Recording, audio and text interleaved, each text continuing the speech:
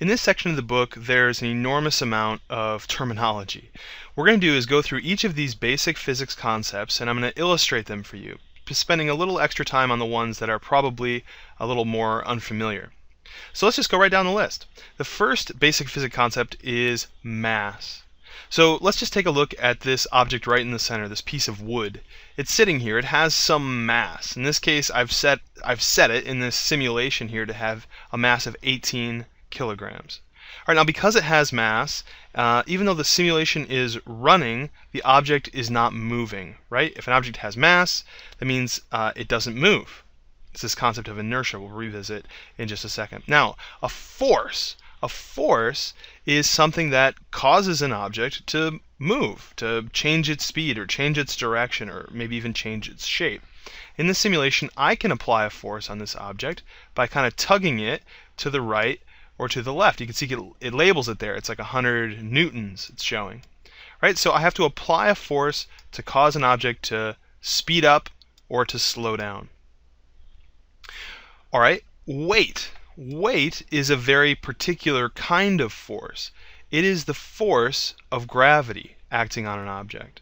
In this case, I have to apply an upward force of 180 newtons just to counteract against the force of gravity pulling down. So in this case, the weight of this box would be 175 newtons, roughly. So again, weight, just one particular kind of force. All right, a volume. Volume, this object here, it looks like a square, but it has some overall size, some amount of space that it takes up, right? And so volume is this idea of width times length times height that makes up the entire object. Density, in this case, this object is wood, so wood has a particular density. It's how much stuff you fit in that space, right? So it's sort of derived from mass and volume, how much mass is in a given unit of volume. Again, these are familiar, I'm hoping, from previous science classes, so we'll just keep right on along. All right, next is speed. So an object can have some speed as it moves across the ground, right? Some speed there. And you all know what that means, but we contrast it to velocity because velocity includes the direction. So it has a speed of, I don't know, let's say 5 meters a second. But velocity, we'd say 5 meters per second to the right, or 5 meters per second to the left. So that's the distinction between those two. Momentum is the mass times the velocity. So again, we have an intuitive understanding here. If an object is really big, like say it's a refrigerator full of bricks, and even if it might be moving slowly, it's going to be hard to stop it because it has a lot of momentum. By contrast, if something is small, like say a mosquito, it could be moving really fast, but it won't have very much momentum because it's not just the speed, it's not just the mass, it's both taken together that give you momentum. All right, acceleration is what happens whenever you have a change in velocity. That could mean that you're speeding up, it could mean that you're slowing down, it could also mean that you're changing directions. So if something was going one direction, now it goes the opposite direction, or it's going in a circle and constantly changing direction, those could all be examples of acceleration. All right, inertia, we've already mentioned, is you have a mass, and with mass comes the fact that you either stay at rest or you stay moving at a constant speed unless a force acts on you. All right, now we get to things that are a little more interesting, things that you maybe haven't come across before. The first one will be the idea of elasticity. Elasticity. Right, so this is a property of a material that it will return to its original shape. So I've created a box made of springs here. And this box has some elasticity because if I pull on one corner of the box, boing, it comes back to its original shape, right? It has some elasticity. Now everything has elasticity. Your hand, the table, everything does, but it's more familiar when we think about things that are kind of springy, right? Things that have a bounce to them. Now, the term deformation would refer to the specific change in shape. So it's deformed, okay? That, I think, makes some sense. Strain is a technical word to say how much deformation is there. Okay, so the strain would be while this has some strain on this box, here's even more strain on the box. All right, again, so it's a technical way of referring to that. And stiffness as well is a technical way of referring to how stiff the box is, right? I mean, if I made all these springs like extra strong springs, like the kind of springs that are found in cars, I'd hardly be able to bend this box at all. Whereas if these were all slinkies, then it'd be a piece of cake to bend this box in all sorts of different ways, right? That's the stiffness of the box.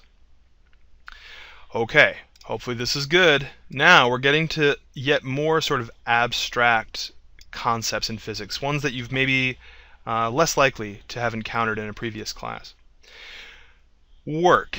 Let's talk about work for a second. Work is any time that you apply a force over some distance. You do work. So let's say I want to lift this box onto this platform. To do that, I have to do work. How much work is it? Well, this platform is probably about 2 meters tall, and I have to apply a force. It looks like about 150 newtons. I'm going to lift it, 200 newtons, lift it up. All right, so I'm doing work right now. Get up. Okay, so that was doing work. It was force over distance, right? Or force times distance is the equation, but force applied over a distance. Now, work is related to energy in that they both have the same units of joules. This is kind of weird, okay, but it's also kind of cool. I just gave this box some potential energy, right? I did work and I gave it energy. So in a sense, there's the difference between work and energy is work is kind of like an action. It's a force over a distance, and energy is sort of like an intrinsic property that something can have. Now, potential energy is just one of like a bajillion different kinds of energy something can have. This box, we could give it some kinetic energy. Hey, wah, right? So now it had kinetic energy when it was moving. Or you might think of chemical potential energy that's stored in food. Or there's light energy, which is carried by light. There's sound energy. All of these different kinds of energy are all measured in the same units of joules, which means they're really all the exact same thing. This is one of the most profound things in all of science, is that energy, this crazy thing that no one can really define, can be transferred between all these different forms, but it's still the same stuff. Okay, so work is a way of giving things energy or taking energy away. All right, so that's energy. Power.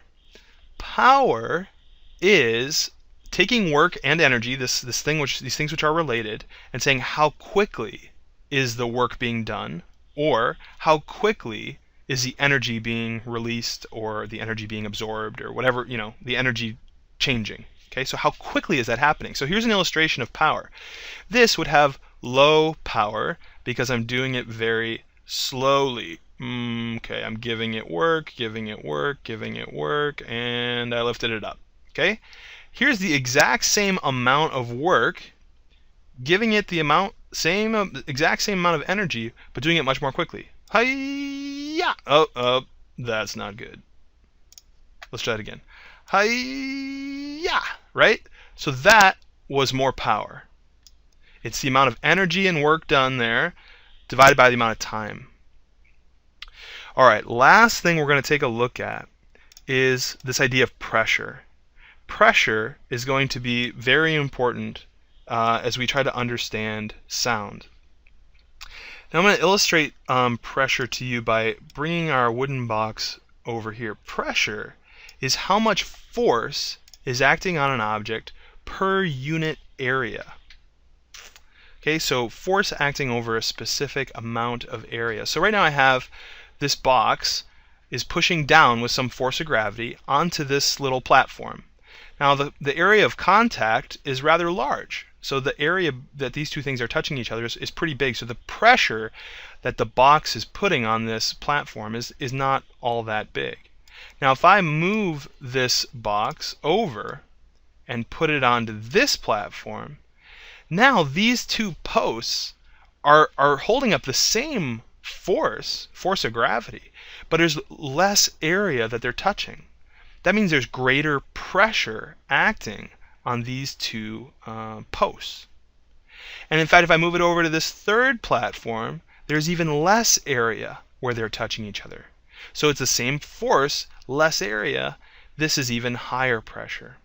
Okay, so it's almost like thinking, the ladies will understand this better than the guys perhaps, but here you're walking with regular flat shoes on the ground, maybe over grass. Okay, now it's the same force that you're walking with, your force of gravity on the grass, and here you're walking in high heels on the grass, right?